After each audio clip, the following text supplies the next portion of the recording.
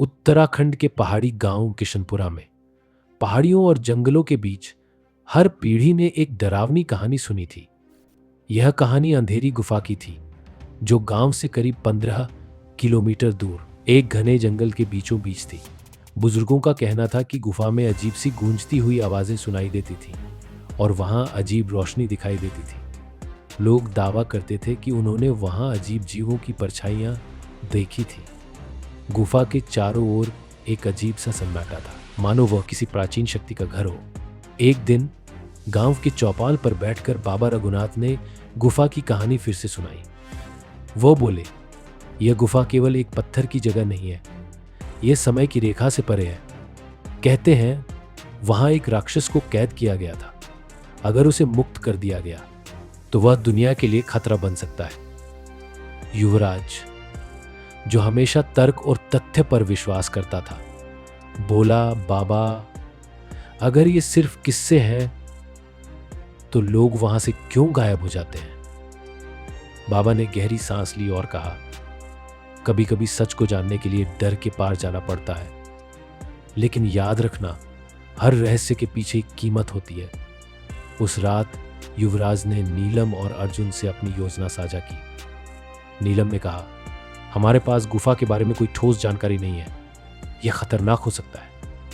युवराज ने उत्तर दिया, हर चीज खतरनाक हो सकती है, लेकिन अगर हम डर के कारण कुछ न करें तो हम कभी नहीं जान पाएंगे कि सच क्या है।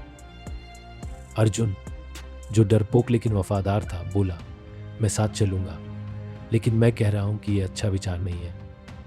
लेकिन इस डर से परे 25 वर्षीय युवराज इस गुफा के बारे में सुनकर हमेशा रोमांचित महसूस करता था। उसने बचपन से ही इस गुफा के रहस्य को सुलझाने की ठान रखी थी। उसके साथ ही नीलम और अर्जुन ने भी उसकी योजनाओं का समर्थन किया, लेकिन उनके दिल में गुफा की भयावहता का डर हमेशा बना रहता था। यात्रा की तैयारी शुरू हुई। युवराज ने अपने पिताजी से पुराना नक्शा लिया, जो जंगल के पुराने रास्तों को दिखाता था। नीलम ने अपनी किताबें और नोट्स तैयार किए, जिनमें प्राचीन लिपियों और प्रतीकों की जानकारी थी। अर्जुन ने खाने पीने का सामान, रस्सियां और एक बड़ी टॉर्च अपने बैग में रखी। उन्होंने गांव के बड़े बुजुर्गों से भी बात की, लेकिन किसी ने भी उनकी मदद करने का साहस नहीं किया। सिर्फ बाबा रघुनाथ ने उन्हें एक मंत्र दिया, यह मंत्र तुम्हें भीतर की बुरी शक्तियों से बचाएगा, लेकिन याद रखना, असली शक्ति तुम्हारे विश्वास और साहस में है। यात्रा का पहला दिन आसान था, लेकिन दूसरे दिन जंगल ने अपने असली रंग दिखाने शुरू किए। रास्ते में उन्हें जंगली जानवरों के पैरों के निशान मिले। कभी कभी अजीब सी आवाजें आती और अर्जुन घबरा कर कहता, मुझे तो लगता है यह जगह हमें जाने के लिए मना कर रही है। युवराज ने उसे शांत किया, यह हमारी कल्पना है, हमें अपना ध्यान केंद्रित रखना होगा। रास्ते में उन्होंने टूटे हुए पेड़ों और अजीब सी गंध वाले पौधों को देखा। नीलम ने कहा, यह जगह सामान्य नहीं लगती, यहां कुछ अजीब है। तीसरे दिन उन्हें एक पहाड़ी के नीचे गुफा का मुहाना दिखाई दिया। गुफा का प्रवेश द्वार काले पत्थर से ढका हुआ था और वहां एक विशाल प्रतीक बना हुआ था। प्रतीक में सूर्य, चंद्रमा और तारे एक साथ जुड़े हुए थे। नीलम ने अपनी किताब से इसे समझने की कोशिश की। उसने कहा, यह प्रतीक ब्रह्मांड के संतुलन का प्रतीक है। इसका मतलब है कि जो अंदर जाएगा उसे अपने भीतर के संतुलन को खोजना होगा। गुफा में घुसते ही ठंड ने उन्हें घेर लिया। ऐसा लग रहा था कि गुफा का अंधेरा उन्हें निगल जाएगा। टॉर्च की रोशनी भी अजीब ढंग से कम होती दिखी। पहला कक्ष एक गोलाकार स्थान था, जहां दीवारों पर बड़े बड़े दर्पण लगे थे। जैसे ही उन्होंने इन दर्पण में उनकी छवियां विकृत होने लगी। अर्जुन ने अपनी छवि को टूटते हुए देखा और घबरा गया। नीलम ने देखा कि उसकी छवि उसकी सबसे बड़ी कमजोरियों का मजाक उड़ा रही थी।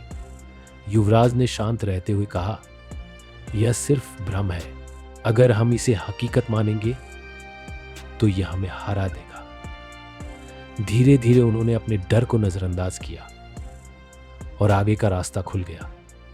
जैसे वे आगे बढ़े, गुफा के भीतर की आवाजें तेज होती गईं। कभी कभी ऐसा लगता जैसे कोई उन्हें पुकार रहा हो।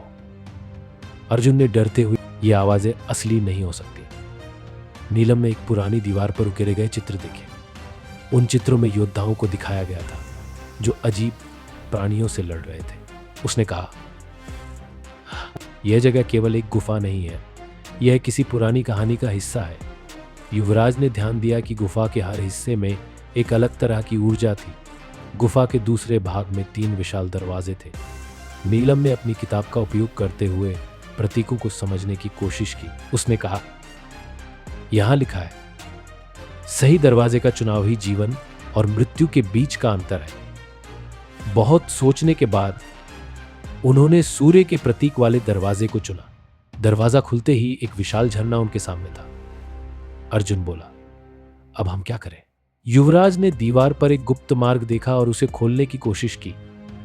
आखिरकार वे झरने के नीचे से होकर एक संकरी सुरंग में पहुंचे। गुफा के सबसे गहरे हिस्से में एक विशाल कमरा था। कमरे के बीचों बीच एक तख्त रखा था, जिस पर एक प्राचीन ग्रंथ था। जैसे ही नीलम ने उसे छूने की कोशिश की, गुफा कांपने लगी। राक्षस की आत्मा प्रकट हुई। उसने कहा, तुमने मेरी शांति भंग की है। अगर तुम मुझे मुक्त करना चाहते हो तो तुम्हें अपनी सबसे प्रिय चीज का बलिदान देना होगा। युवराज ने साहस दिखाते हुए कहा, हम अपने अहंकार और डर का बलिदान करते हैं, यही हमारी सबसे बड़ी कमजोरी है। राक्षस ने कहा, तुमने मुझे मुक्त कर दिया, अब यह गुफा तुम्हारे साहस का प्रतीक होगी। मैं इस दुनिया को छोड़कर जा रहा हूं। तीनों गांव लौटे और अपनी कहानी सुनाई। गुफा अब भय का प्रतीक नहीं, बल्कि साहस और खोज की मिसाल बन गई।